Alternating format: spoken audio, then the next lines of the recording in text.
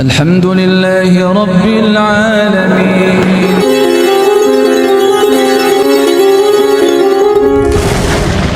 Prosesi ruqyah syariah sendiri sedikitnya ada dua. Nanti ada tasqiyatul nafas, dibuka hati dengan itu supaya paham dengan apa itu ruqyah dan siap dirinya itu di ruqyah dengan kesiapan yang memadai. Nanti baru prosesi ruqyah.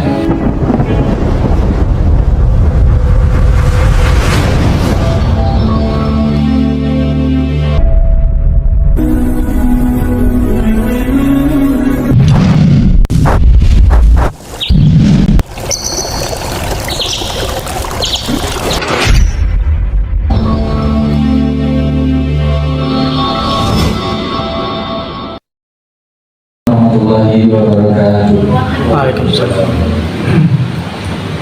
Alhamdulillahirabbil alamin. Assalatu wassalamu ala asrofil anbiya'i wal mursalin, imamil muttaqin, syaikh al muhajirin. Asyhadu an la ilaha illallah wahdahu la syarika lah. Asyhadu anna Muhammadan abduhu wa rasuluhu la nabiyya ba'dah. Allahumma sholli wa sallim wa barik ala Muhammadin wa ala alihi wa sahbihi wa mawala. Allah Ta'ala, ya ayyuhalladzina amanu taqullaha haqqa tuqatih wa la tamutunna illa wa antum muslimun. Bapak-bapak, ibu-ibu, segenap peserta ruqyah syariah rahimani wa rahimakumullah, perlu diketahui bahwa ruqyah itu pada dasarnya maknanya adalah bacaan. Kita jangan di orang ruqyah jangan didampingi makanan.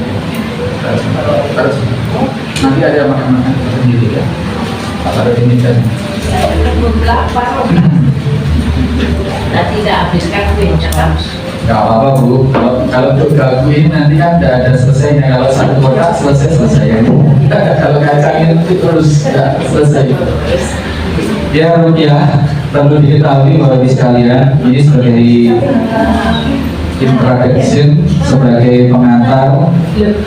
Sebelum acara ruqyah kita laksanakan, kita orang yang meruqyah disebut roqi. Orang yang meruqyah disebut roqi, orang yang diruqyah disebut marqi. Ini jadi kalau ada istilah nanti biar asing. Ruqyah itu pada dasarnya bermakna bacaan. Dikembangkan namanya menjadi semacam jampi-jampi. Jadi semua bacaan yang ditujukan untuk memperoleh efek gaib itu namanya ruqyah. Ibu, halo? Ibu, sudah paham ya? Jadi ruqyah itu secara umum maknanya adalah semua bacaan yang ditujukan agar memperoleh efek gaib. Itu ya, ini pengertian umum. Nah, untuk bisa memperoleh efek gaib itu, ruqyah atau jampi-jampi itu macam-macam. Ada yang sesuai dengan syariat, sebagaimana yang Rasul Shallallahu Alaihi Wasallam ajarkan, contohkan, perintahkan. Ada yang tidak sesuai dengan syariat. Kalau yang sesuai dengan syariat namanya ruqyah syar'iyah, jadi bersifat syar'i, tidak menyalahi aturan agama. Adapun ruqyah yang tidak sesuai syariat itu namanya ruqyah syirkiyah atau ruqyah yang mengandung kesyirikan. Ini perlu dipahami.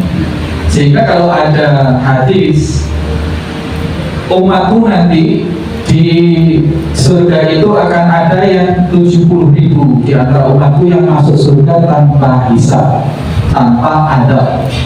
70.000 itu syaratnya harus la tarku, la yastarku, terus wala taqawyaru wa ala rabbihi yatawakkalu. Selamatnya yang pertama, tidak meruqyah, tidak minta diruqyah, tidak tatoyur, percaya dengan apa itu isyarat-isyarat gaib. Kalau ada burung berbunyi dan seperti itu. Dan umat Rasulullah yang bertawakal pada Allah. Nah sekarang makanya orang sering mempertentangkan ini, Bu. Oh, kalau diruqyah atau minta ruqyah itu nanti tidak bisa masuk surga, tidak bisa. Nah makanya kita jelaskan bahwa ruqyah yang dimaksud itu adalah ruqyah yang dilarang itu adalah ruqyah yang syirkiyah, yang tidak sesuai dengan syariat. Itu harus dipahami. Jadi senyapang ruqyahnya itu, bacaannya itu merupakan bacaan Al-Quran yang murni, ada bacaan doa-doa yang dari Nabi SAW. Inilah yang syariah. Loh Ustaz, di sana itu saya dikasih itu rapalan doa dan dikasih tulisan-tulisan disuruh masukkan ke dompet. Nah, di sana juga pakai Al-Quran, Ustaz. Coba ibu sekalian, saya dulu juga mendalami masalah itu sebelum tahu hukumnya. Jadi bacaan-bacaan Al-Quran yang di sana, yang tidak syar'i itu adalah bacaan Al-Quran yang sudah dimotif. Misalkan ayat kursi misalkan, la ta'khudhuhu sinatun wa la naum, la ta'khudhuhu, di ayat atau di kalimat-kalimat tertentu itu harus diulang berapa kali dengan tahan nafas. Nah, hal semacam itu namanya dimodifikasi. Inilah modifikasi inilah yang memberi petunjuk adalah setan. Makanya disesatkanlah orang-orang pakai kecenderungan orang itu. Kalau kecenderungannya pakai doa-doa, ya penyesatannya melalui itu. Nah ini Bapak Ibu sekalian, kalau pernah ke orang pintar atau pernah ke ustaz siapa, kiai siapa, cek, jangan dumeh dia punya masjid misalkan, atau bahkan punya pondok. Saya itu dulu pernah jadi wartawan.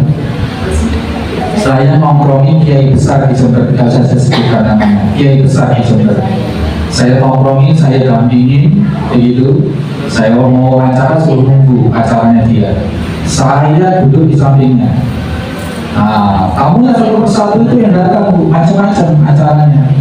Minta saya sawahnya supaya lebar panenannya, minta saya mau pilihan tertinggi dia supaya kepilih.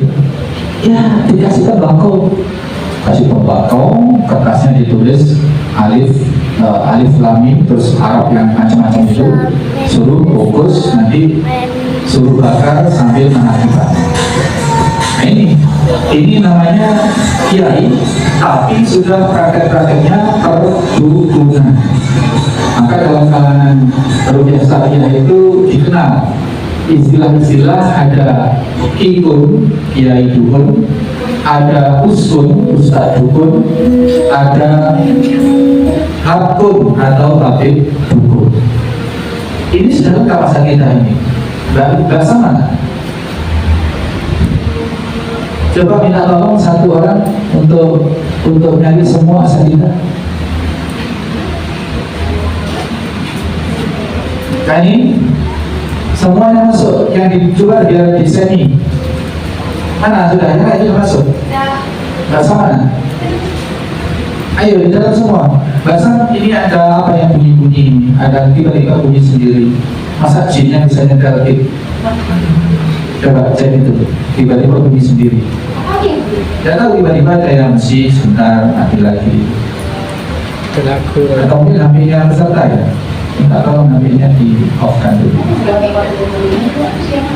Ya, jadi sampai sini ini perlu dijelaskan karena agar kita ruqyah itu betul-betul nyambung antara yang diruqyah dengan yang meruqyah. Jadi itu ya, dari ruqyah itu pada dasarnya dari asal kata bacaan. Dari asal kata bacaan. Ruqyah ada yang bacaan yang ditujukan untuk memperoleh efek gaib. Apakah namanya doa, apakah namanya tilawah, ngaji, itu semua termasuk ruqyah yang ditujukan untuk mendatangkan efek gaib bagi terkabulnya suatu hajat. bisa kesembuhan, bisa kelancaran rezeki, bisa rumahnya tidak diganggu jin lagi. Nah, tetapi ruqyah itu ada dua. Ruqyah yang sesuai dengan syariat, namanya ruqyah syariah. Ada ruqyah yang menyalahi syariat, yang atas bimbingan setan tadi. Kalaupun Al-Quran yang dibaca dimotif, kalaupun Al-Quran yang ditulis hurufnya nanti di bagian tertentu ada pengulangan atau ada dibalik atau apa begitu. Maka pernah dengar Bu, kulhu geni? Pernah dengar? Nggak pernah dengar ya? Nggak usah dengar. Itu hal-hal yang sifatnya itu klinik. Ada kulhu geni lah, ada, nggak ada seperti itu syariat, nggak ada. Ada tapi di luar syariat. Maka yang mempraktekkan seperti itu macam Gus Samsudin yang sekarang sudah di Medaeng itu, gimana ya Medaeng, di LT ya, LT Jawa Timur. Itulah yang dipraktekkan seperti itu. Dulu ini pakai keris-kerisnya nanti dipasangi listrik atau apa begitu, nanti bisa apa mengkilat itu kayak petir itu namanya keris petir. Nah itu saya pernah ketika ruqyah rutin di Elizabeth itu, ternyata di antara pasien yang kita datangi dan kita ruqyah itu adalah mertuanya dukun terkenal di Jember, di Situbondo. Pasiennya dari luar pulau bahkan dari luar negeri, dan sepertinya tidak melayani tetangga sekitar. Saya wawancara ke sana, ke tetangga-tetangga, itu tidak bisa tetangga-tetangganya itu diobati oleh yang bersangkutan. Apa ini rumusnya lewat media sosial. Tapi ternyata mertuanya dirawat di Elizabeth, saya yang merugikan. Loh, kalau memang itu hebat, sampai penyakit apapun sembuh, bahkan dari mana-mana, kenapa mertua sendiri tidak diobati? Dan dari paman seperguruannya, jadi itu meneruskan ilmu bapaknya, bapak mertuanya. Nah, mertuanya itu punya kakak seperguruan. Nah, saya berkesempatan dengan kakak seperguruannya itu, saya ke rumahnya, saya ngopi bareng, saya ya berakrab-akrab begitu dalam rangka ingin mengetahui ilmunya itu jenis seperti apa. Nah, ternyata pakai itu, pendekatan pakai ilmu yang tidak syar'i. Karena kenapa kok saya sampai seperti itu, kok saya usil? Tidak. Teman-teman saya, saudara-saudara saya dari jauh itu benar, terus konfirmasi. Itu yang di sana itu gimana itu? Rekomendasi apa tidak? Akhirnya saya berkepentingan untuk mengecek gitu loh. Saya cek rekomendasi apa tidak itu. Kalau iya, ini mau ke sana. Nah, saya akhirnya ke sana. Nah, ternyata tidak syar'i. Itu jadi harus hati-hati Bu. Jangan sampai kita itu mengharapkan kesembuhan dari Allah, tetapi tidak pakai cara-caranya yang diridhoi oleh Allah. Dan ini siapa yang berkewajiban? Adalah keluarga yang sakit. Kalau orang yang sakit itu Bu, hebat-hebatnya imannya, kalau sudah sakit nggak sembuh-sembuh, melalui jalan syar'i sudah, bekam sudah, ruqyah sudah, herbal ruqyah sudah, nggak sembuh-sembuh, ini bisa-bisa imannya meluntur. Sehingga ketika ada orang, saya loh di sana dulu, di sana ada itu Gus siapa, pilisannya wali sendang siapa begitu, ke sana. Nah, akhirnya ke sana. Sebenarnya orang ini imannya luar biasa ketika masih sehat, tetapi karena sudah nggak sembuh-sembuh, payah dia mungkin, sehingga asal ada orang ngomong apa, ya mungkin sembuh gitu. Akhirnya apa yang terjadi? Dioperasinya pakai COVID. Jadi di pipinya itu ada tumor getah bening, disilet gitu, diambil dagingnya, dikeluarkan, ditutup lagi, diusap, sembuh langsung, tidak ada bekas jahitan. Ini kenapa bisa seperti itu? Ini kerjasama dengan jin atau dibantu jin. Apa yang terjadi? Kemudian pulang, besoknya itu malah tumbuh di luar kulit. malah tubuh di luar kulit. Terus dibawa ke sana lagi, orangnya hilang. Katanya ada undangan dijemput orang keluar kota lah, keluar negeri lah. Akhirnya nggak sampai ini. Akhirnya berapa kali ke sana tetap nggak ketemu, ditangani, kemudian masih timnya orang lain. Gitu. Yang itu sudah nggak pernah ketemu. Sekali datang berapa? Saya tanya. Kemarin sudah saya kuliah di rumahnya. Sekali datang itu 600.000. Nah, jadi berapa kali datang sudah? Ya sekitar 8 kali. Nah, tinggal nalikan. Jadi ujung-ujungnya kalau yang tidak syar'i itu ujung-ujungnya duit. Ujung-ujungnya duit. Ambil dikasih ini kalau operasi di rumah sakit sekian puluh juta Pak. Sudah di sini saja saya operasi gratis. Nah, gitu. Terus kemudian untuk persyaratannya, ini ciri khasnya ya Bu ya, kalau ingin tahu. Ciri khasnya itu nanti ada ubur rantai yang kira-kira calon pasien itu tidak bisa nyari. Misalkan burungnya burung bubut perindu atau apalah yang aneh-aneh gitu, sehingga nggak mungkin bisa nyari. Nah kalau pasrah ke kita bisa sekian juta misalnya begitu. Itu ciri-ciri pengobatan atau ruqyah yang tidak syar'i seperti itu.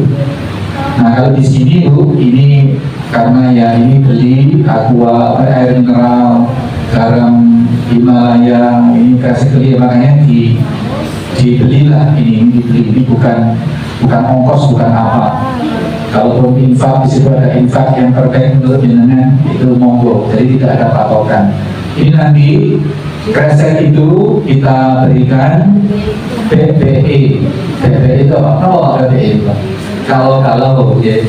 Kalau nanti waktu proses ruqyah itu ada yang mual, jangan ditahan. Di antara jalan keluar masuk keluarnya jin itu adalah lewat proses muntah di antaranya, tapi tidak selalu. Jangan terus kemudian kalau di ruqyah tidak muntah dianggap ruqyahnya tidak manjur gitu. Tidak harus. Tapi kalau nanti ada gejala mual, jangan ditahan, muntahkan saja di situ, silakan kresek hitam. Kresek 3. Kalau 3 kresek nggak cukup, minta lagi nanti. Kalau sampai ya sudah. Nah, atau kalau ada temennya yang tidak muntah, tapi temennya muntah gak bilang kresek, kasih gitu. Kalau kurang paling tidak insya Allah masih ada. Terus garam itu adalah disyariatkan oleh Nabi SAW untuk media sebagaimana air putih. Jadi nanti prosesnya air putih itu dibuka, kemudian ditaburi garam. Sejumput 2 jumput ditaburkan. Itu untuk menjadikan media doa. Waalaikumsalam warahmatullahi wabarakatuh. Lama. Mana? Sini Rahmat.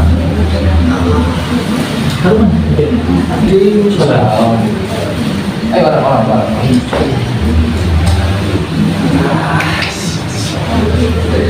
Sampai Jakarta juga kemarin. Masalah ini Ustaz Alvan dan Ustaz Rahmat sudah rawuh. Beliau ini di kalangan komunitas ruqyah syariah Jawa Timur ada Quran Healing Internasional. Jadi penyembuhan dengan Al-Quran, tarafnya terus internasional, berkedudukan di Indonesia. Untuk Jawa Timur beliau ini ketua umumnya. Jadi untuk divisi-divisi ada kabupaten-kabupaten termasuk Situbondo itu, konon saya itu masuk ke apa Ustaz? Surah apa? Surah ruqyah. Jadi ya ala-ala ya untuk dibuatnya lah. Jadi untuk Situbondo. Benar? Sudah siapa? Ustaz siapa? Oh iya sudah. Masih ya? Masih ya. Ya biar sambil ngedit gocil-gocil. Ini Ustaz, barusan kita paparkan sedikit sebagai pembuka. Kita kenalkan bahwa ruqyah itu adalah pada dasarnya bacaan.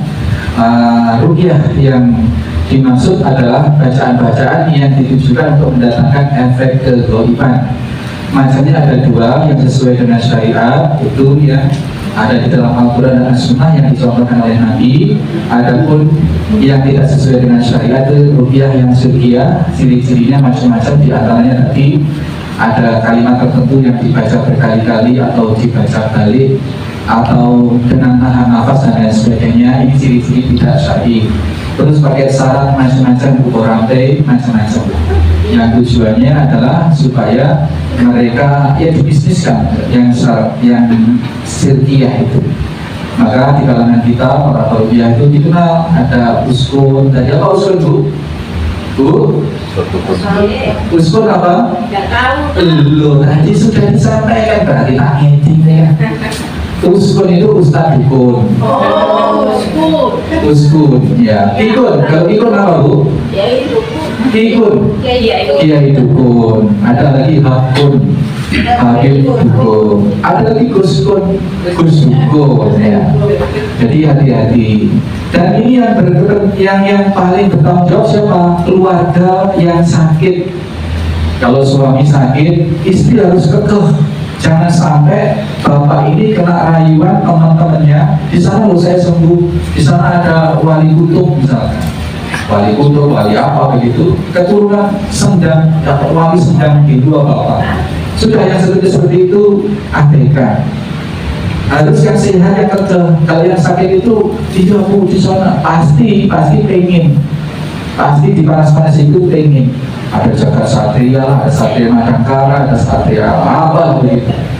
Ya itu jadi rukyah. Dan di prosesi rukyah kali ini selain kita memang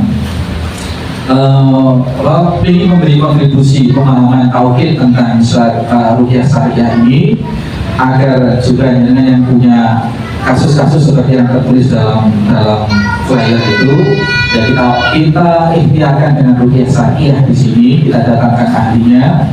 Kemudian targetnya juga supaya Bapak Ibu sekalian diberi pemahaman dan bekal untuk bisa merukyah diri sendiri dan keluarga. Jangan sampai punya ketergantungan dengan perukyah. Karena kalau itu sudah tergantung pada perukyah, maka samanya itu sudah tergantung sama seperti dukun itu sudah. Itu. Maka di sini kita bekali nanti dengan rukyah mandiri.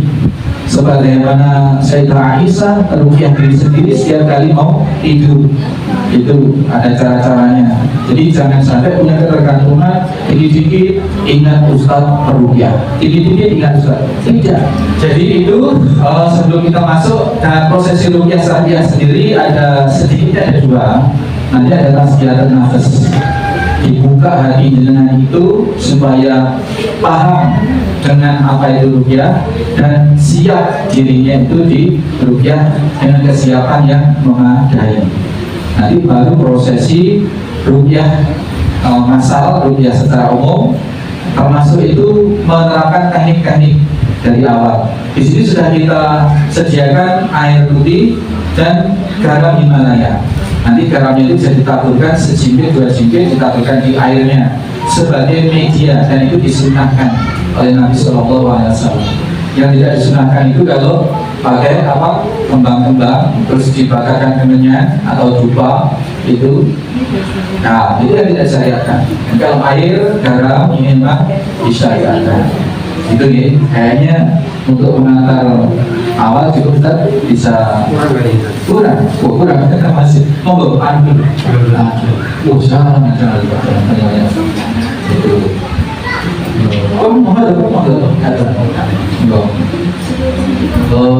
Sudah kayaknya itu yang sebagai pengantar, dan kesembuhan itu baru perlu saya sampaikan sebagaimana yang kemarin sore saya menyampaikan dalam satu keluarga, bahwa kesembuhan itu milik Allah.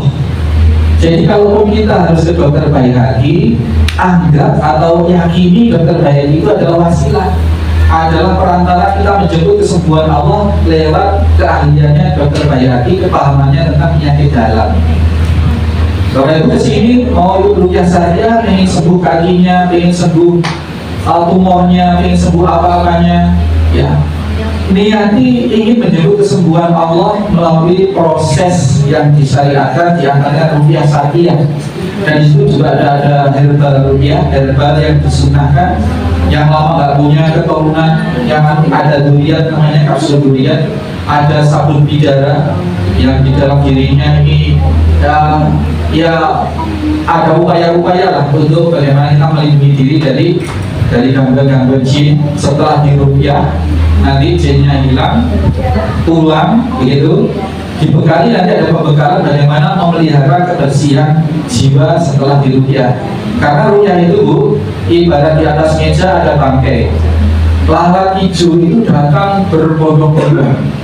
Nah, peruqyah itu hakikatnya hanyalah orang yang datang membawa baygon, membawa kebus untuk mengusir itu, untuk mengusir lalat itu.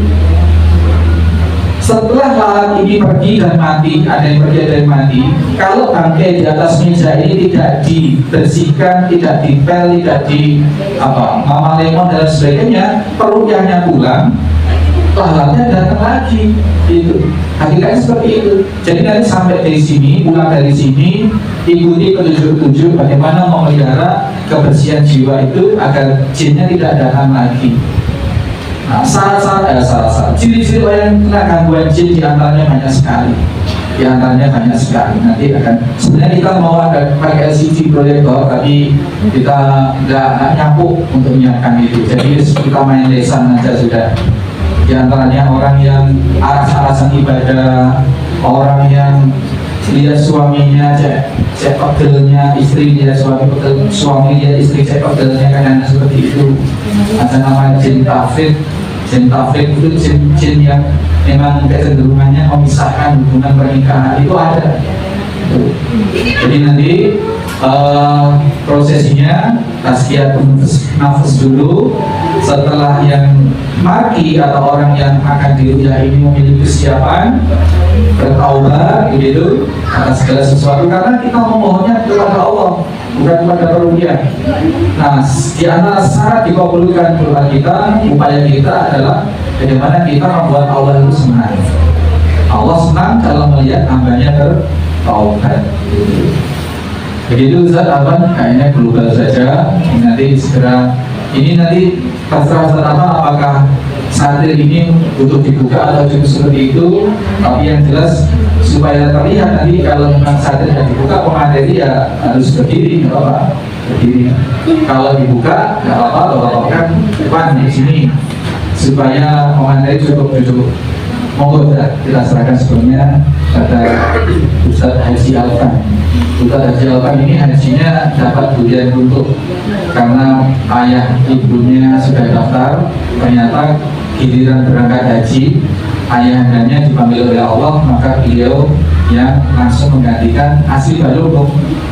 Kalau hukumnya asli kepal duluan, tapi sudah lama di sini.